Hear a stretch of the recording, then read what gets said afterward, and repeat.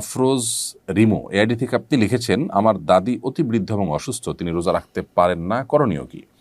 বোন আমেনা, আপনার দাদি যিনি অতি বৃদ্ধ এবং বয়সাধিক্যের কারণে তিনি রোজা রাখতে পারেন না, এবং এরকম ব্যক্তি সুস্থ হয়ে আবার কখন রোজাগুলো রাখবেন সেই সম্ভাবনা একেবারেই ক্ষীণ, নেই বললেই চলে। এরকম ব্যক্তিদের জন্য শরিয়ার বিধান হলো ফিদিয়া দেওয়া।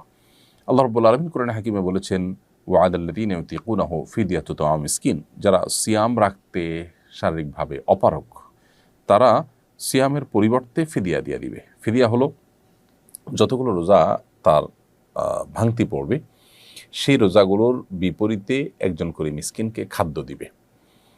সেক্ষেত্রে একজন মিসকিন দুবেলা খেতে পারেন সেরকম ব্যবস্থা করে দিবেন, এবং 30টা রোজার জন্য 30 জন মিসকিনকে দুবেলা খাবার দিয়ে দিবেন। শুধু যদি চাল কিনে দেন তাহলে সেক্ষেত্রে আমরা যে ফিতরা দিয়ে থাকি, একটা রোজার জন্য একটা করে ফিতরা, 30টা রোজার জন্য 30টা ফিতরার সমপরিমাণ খাদ্য আপনি কোনো গরিবকে কিনে দিলেন।